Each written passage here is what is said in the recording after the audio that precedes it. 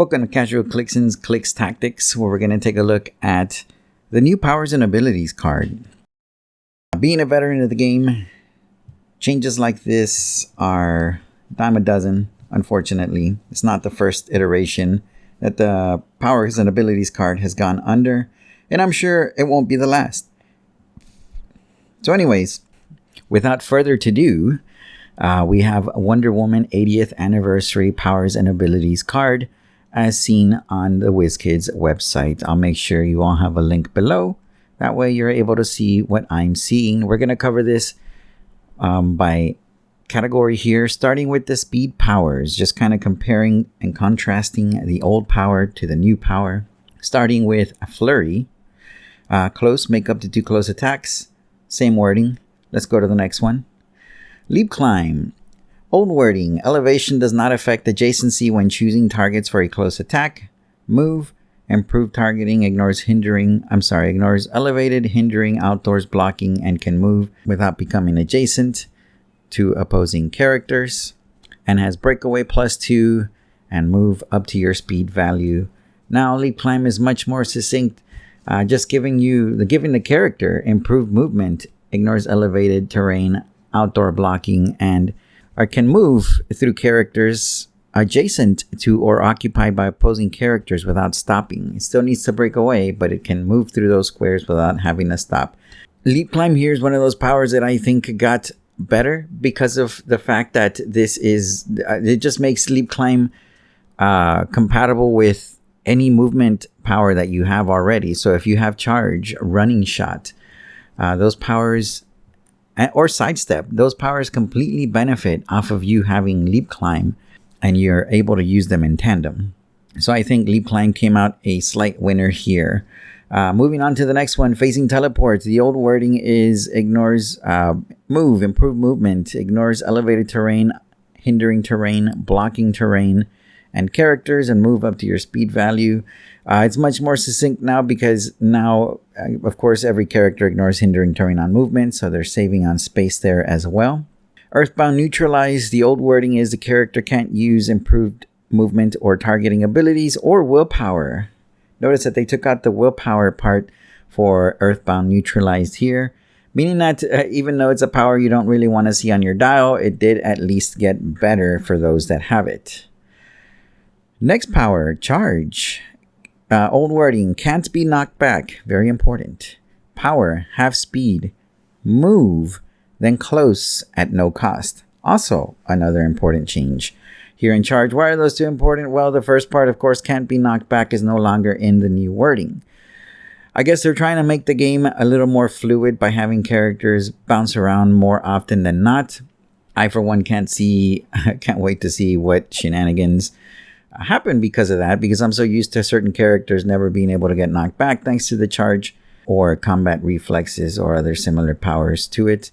And now the other part is move then close as free. No longer says then close at no cost. So now this means that activating it as a free ability will activate powers such as Beast. What's so special about this Beast, and how does he interact with the new charge? Well, he does have a trait called 5 steps ahead. When an opposing character takes a free action, give Beast a planning token. Free, remove 2 planning tokens to remove an action token from a friendly character with the X-Men keyword. Being charge and to a certain extent, I'm sure running shots. Yes, the same thing happened to running shot, and I'll just cover those 2 powers right now. So now activating as free, those being, of course, mostly, for the most part, the primary methods of attack for most characters. That means that Beast here is not going to have a problem racking up these planning tokens.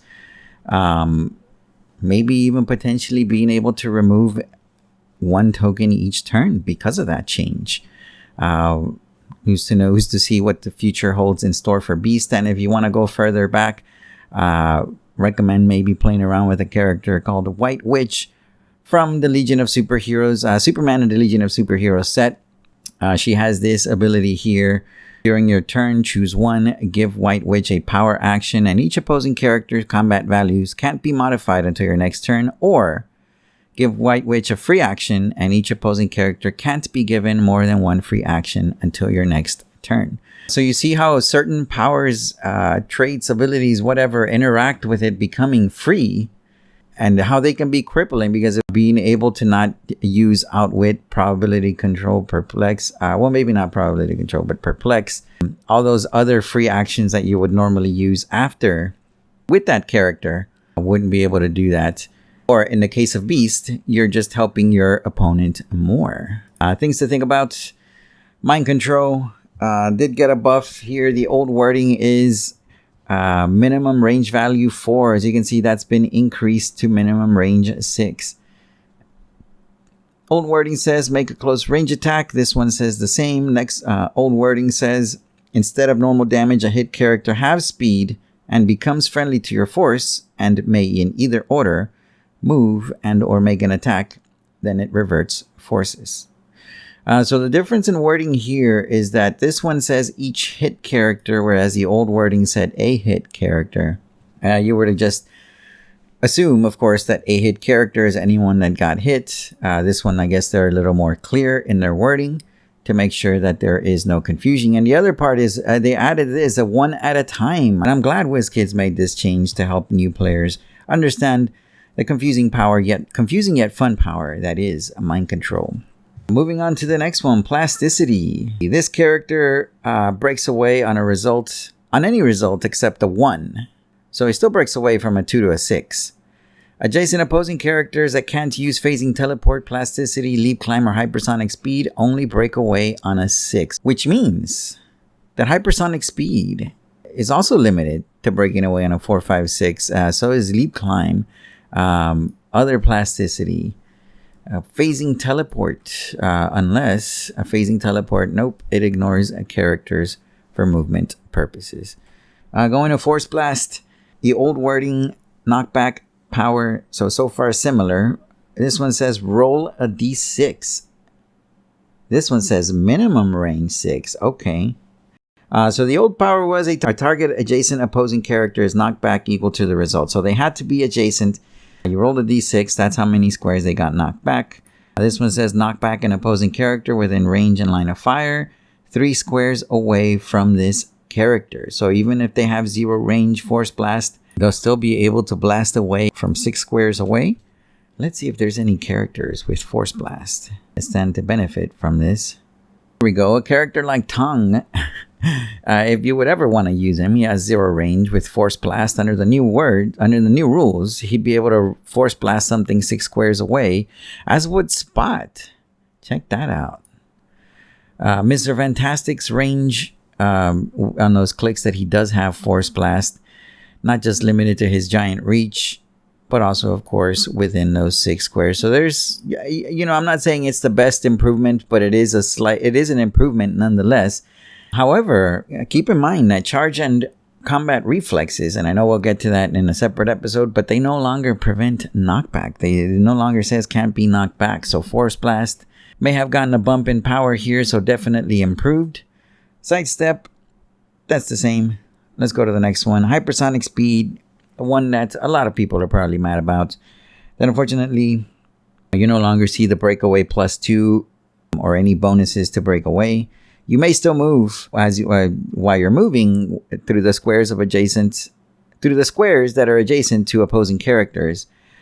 Next one, Stealth. Stealth took a hit here. The old wording, when it's not your turn, hindered lines of fire drawn to this character are blocked. This one, when it's not your turn, hindered lines of fire drawn to this character by non-adjacent characters are blocked. The power that I think the change that we were all kind of wanting to happen, and now being able to get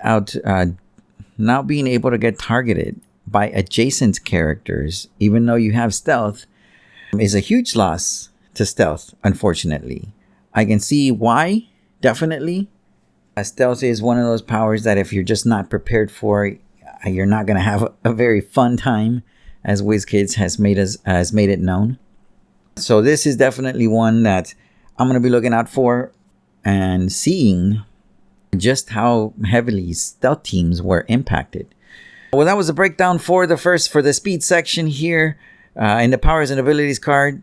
As promised, I am going to break down each of these individually by section So make sure you like and subscribe. That way you stay tuned for the next episode, which will feature the attack powers. And before I go, I thought I'd like to give you a visual aid, I guess, to see on my meter where these powers ended up, more or less. As you can see, some of these are subject to change. Well, actually, all of them are subject to change, but these are my first impressions. Of course, my opinions are my own. You are welcome to your opinion, and I'd love to hear your thoughts on where these powers ended up after the rules update. As always, don't forget to like and subscribe, and thank you so much for watching.